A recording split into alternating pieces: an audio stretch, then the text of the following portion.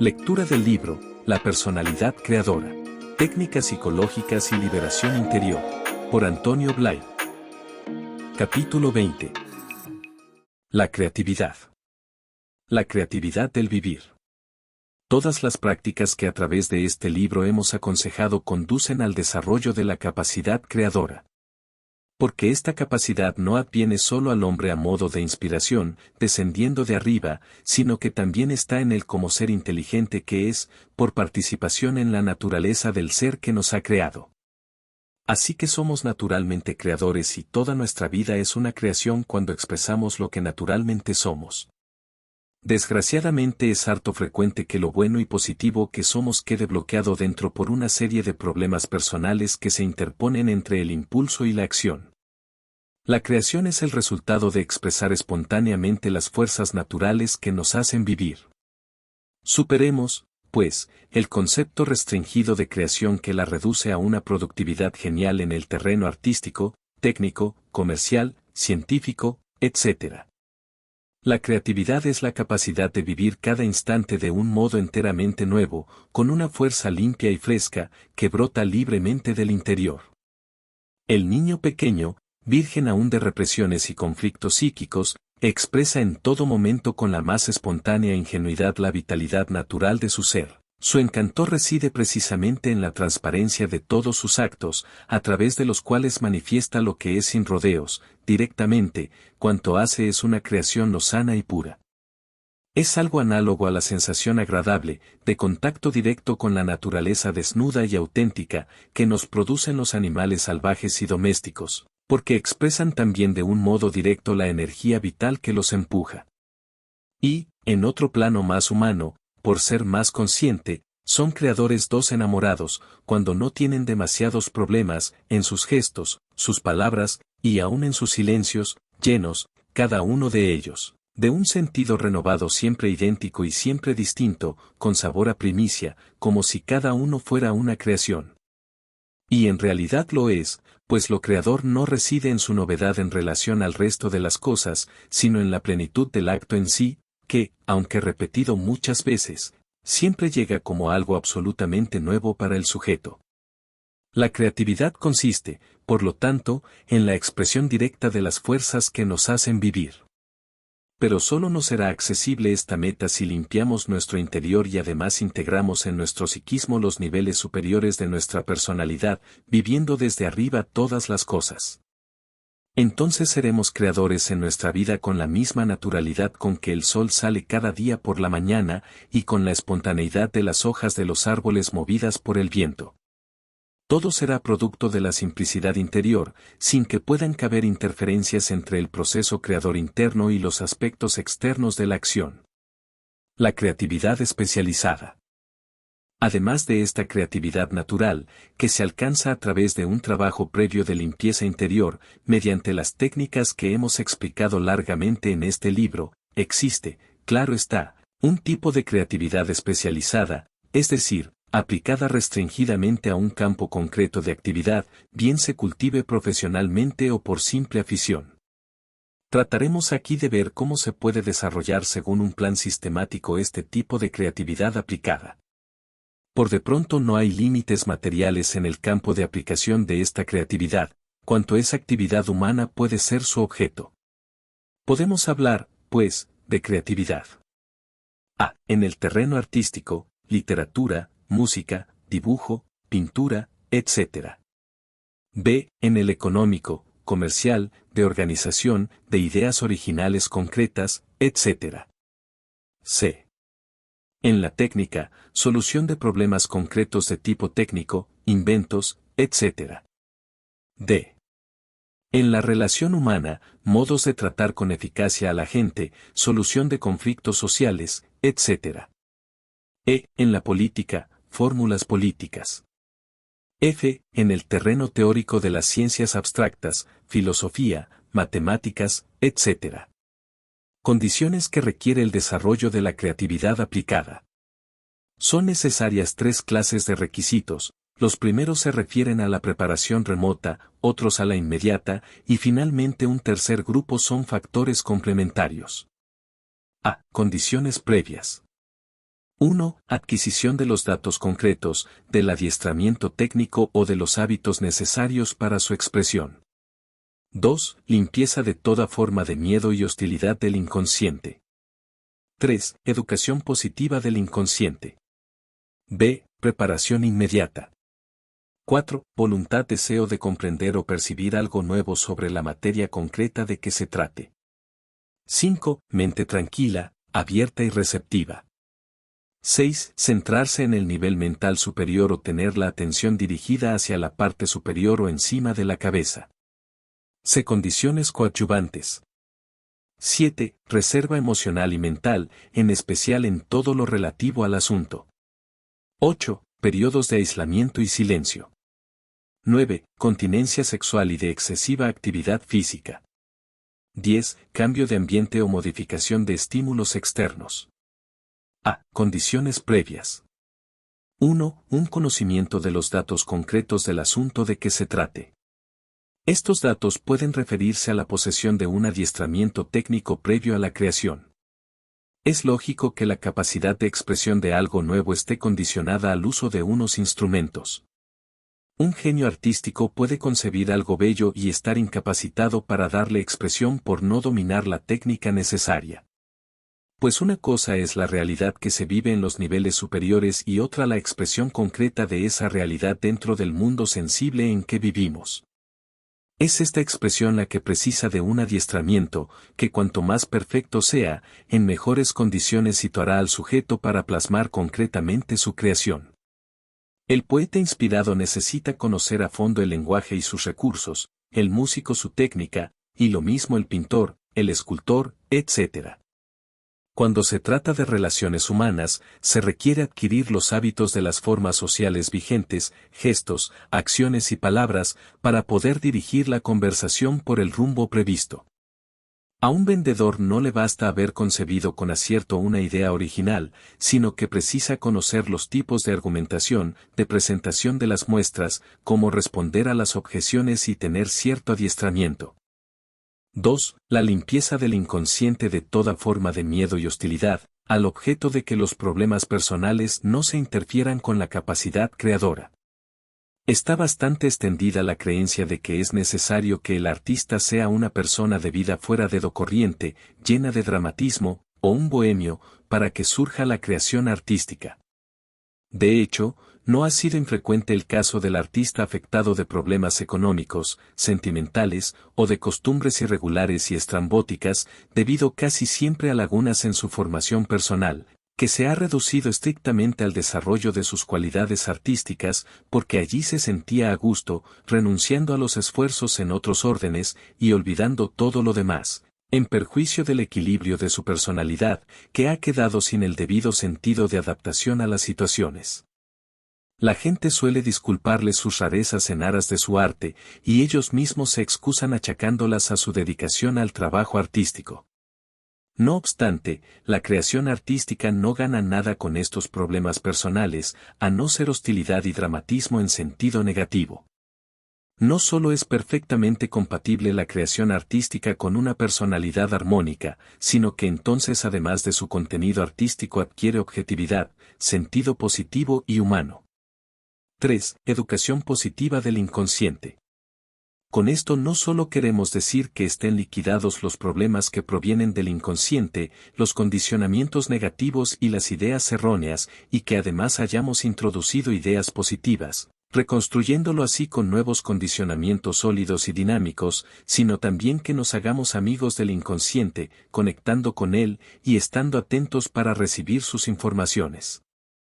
No es una actitud puramente pasiva, sino receptiva, es decir, dejando una puerta abierta para consultarlo a voluntad, para saber cuáles son mis necesidades, mis tendencias, mis impulsos, cuál es mi verdad biológica, afectiva, mental o de los niveles más internos. Entonces expresaré en la creación mi totalidad, como ser humano con su sentido positivo. Se ha definido la obra de arte diciendo que es un rincón de la naturaleza vista a través de un temperamento, habríamos de añadir, es un fragmento de la belleza visto a través de una personalidad humana total. Pero es preciso que esta personalidad sea participación de la belleza y cuanto más pura y auténticamente funcione bien, de un modo más correcto y positivo será el reflejo de esta belleza.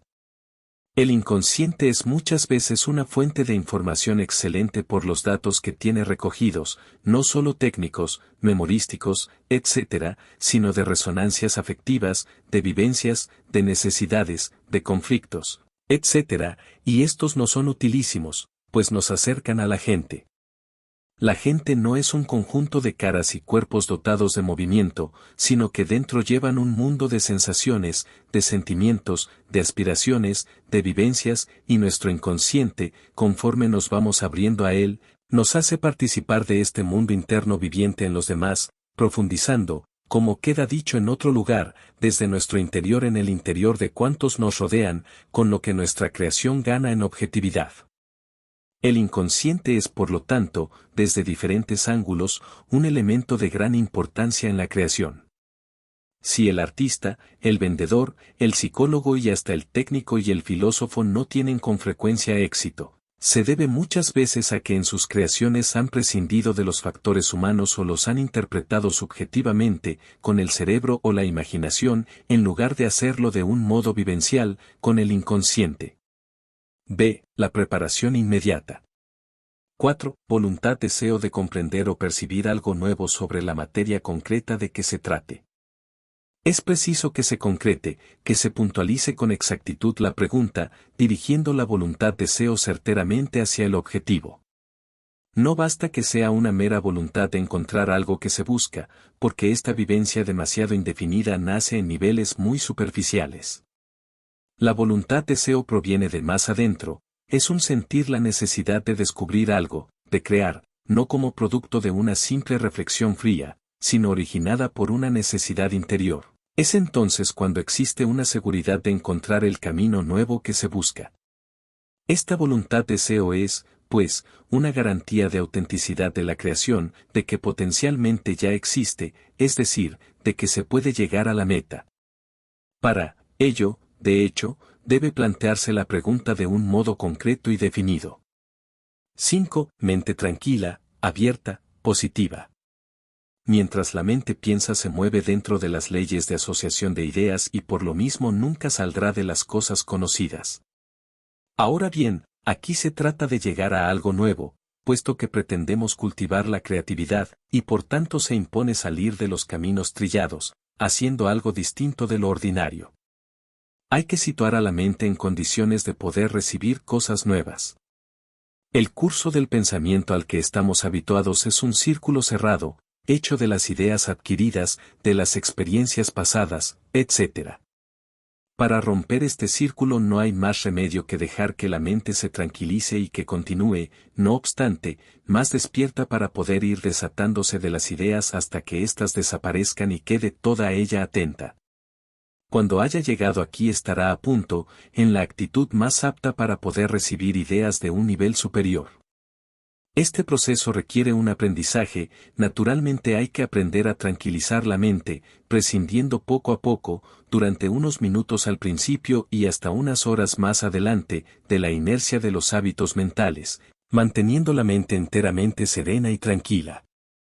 Esta actitud implica, pues, que la mente esté tranquila, para dejar salir todas las ideas a las que normalmente está asida, abierta, porque sólo así podrá recibir algo nuevo, y receptiva, en el sentido de aspirar, de desear adquirir y ver algo nuevo, la solución de lo que se plantea. 6. Centrarse en el nivel mental superior o tener la atención dirigida hacia la parte superior o encima de la cabeza. Es este el último punto de la preparación inmediata y consiste en dirigir el foco de la mente, es decir, la atención, la mirada mental, no a los pensamientos, sino a la pregunta concreta que nos formulamos.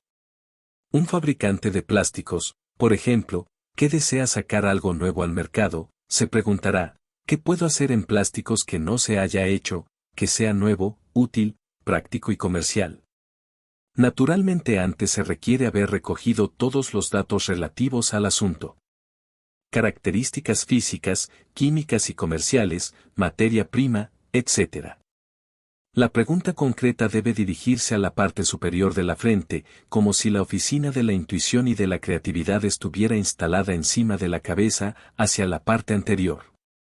Y luego dejar que esta pregunta flote, saboreando bien el gusto que tiene, y quedar a la escucha, receptivo, dejando que ella recorra su camino. Mientras tanto, se puede seguir el ritmo de la vida, mirar las cosas, ver y hablar con la gente, andar, trabajar, pero manteniendo siempre dentro la pregunta con el gesto interior de investigación y de espera intencional. En estas condiciones la respuesta vendrá con toda seguridad, porque es un proceso mecánico que se ha puesto en movimiento y que no puede fallar, se trata de una facultad inherente a la naturaleza humana, y lo único que requiere es su adecuado cultivo. Sucede aquí lo mismo que con cualquier otro nivel. Quien lo cultiva descubre una serie de cosas que le sitúan por encima de los demás que no han tenido tal cuidado. Pero no se trata aquí de incitar a una ambición desmedida. La finalidad de este esfuerzo no es levantar unos palmos sobre los demás, sino situarse con mayor profundidad en el nivel más en consonancia con cada individuo y que precisa para poder vivir con plenitud todo lo que personalmente pueda dar de sí. La respuesta puede tardar horas y aún días, siendo factores que intervienen en la velocidad del proceso la mayor o menor dificultad del asunto y la habilidad personal. Pero los esfuerzos y el tiempo empleados en este trabajo quedan sobradamente compensados por la calidad de los resultados y por la satisfacción que se experimenta. Cuando se han tenido varios contactos con el nivel intuitivo y creador, se percibe inmediatamente que allí existe una calidad y un valor intrínsecos de que carecen todas las combinaciones mentales que solemos construir con los datos de que disponemos ordinariamente. Se trata de una fuerza superior y de una evidencia de que están desprovistas las verdades concretas que solemos manejar en nuestra vida cotidiana. Una vez que hemos captado la intuición, se impone darle expresión haciendo uso del instrumental concreto apropiado, manejado por nuestra mente concreta. Hay que encontrar para ello la forma más conveniente. La intuición siempre es muy clara, pero muchas veces cuesta darle concreción, trasladarla a un nivel inferior. Intuiciones, por ejemplo, que he percibido en una fracción de segundo, me he pasado luego horas intentando describirlas, sin conseguirlo con exactitud.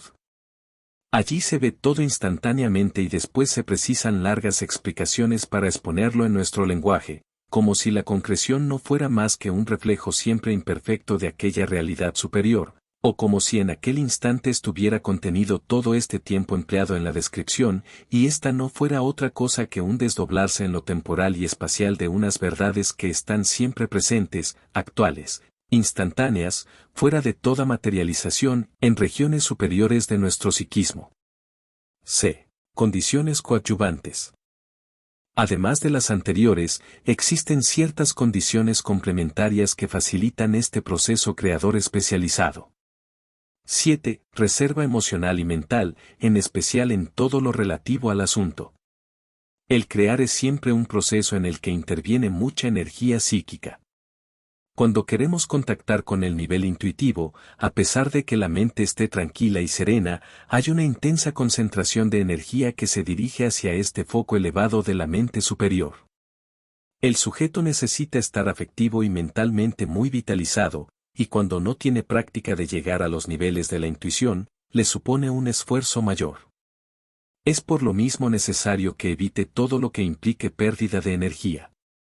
De ahí que sea precisa una gran reserva emocional y mental general, pero especialmente sobre el asunto concreto objeto del trabajo. Las ideas relacionadas con este asunto están dinamizadas por una fuerte carga emotiva y mental, el sujeto quiere conseguir aquello, ha concedido a su trabajo un sentido de importancia, de necesidad, de urgencia, etc.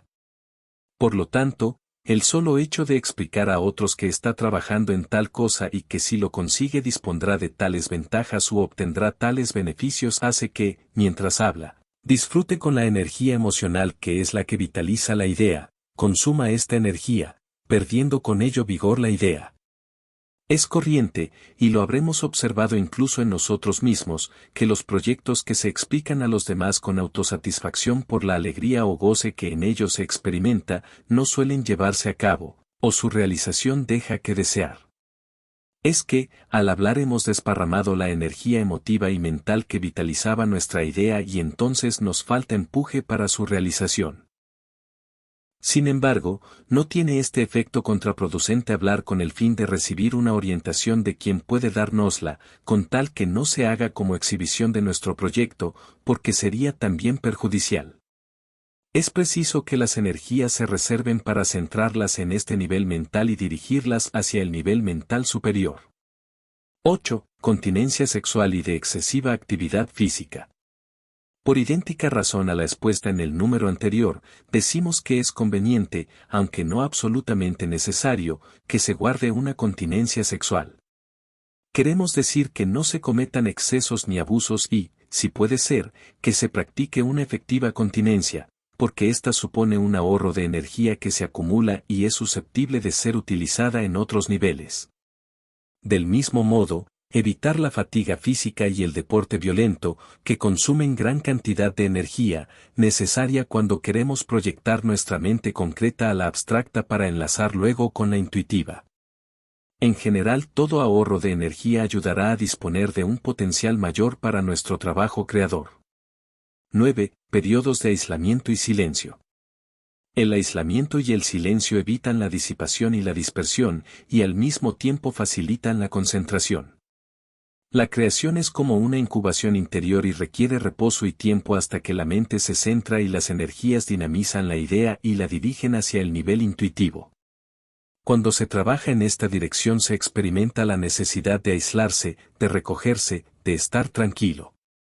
10. Cambio de ambiente o modificación de estímulos externos. Cuando se emprende un trabajo creador conviene también cambiar de ambiente, para variar de estímulos exteriores, pero sin entrar en otros que distraigan la mente o requieran un esfuerzo o una atención.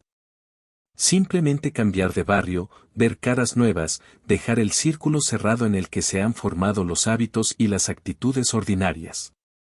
La situación nueva facilita una reacción distinta, fresca en todo nuestro interior. Por esta razón todo el que se dedica a procesos creadores busca de un modo u otro estímulos nuevos. No queremos terminar este capítulo sin volver sobre la idea inicial de que creatividad no es solo la capacidad de creación en un orden determinado, sino que se refiere a todas las acciones de la vida, hasta pegar sellos, hacer visitas para ofrecer un producto o dar clase. Toda actividad es susceptible de convertirse en un proceso creador, pues siempre las cosas pueden ser de otro modo, o mejor, nosotros podemos ser de otro modo frente a las cosas, y es entonces cuando las cosas pasan a un modo nuevo de ser, permitiendo una serie de posibilidades que abren horizontes de acción creadora donde todo estaba cerrado por la rutina.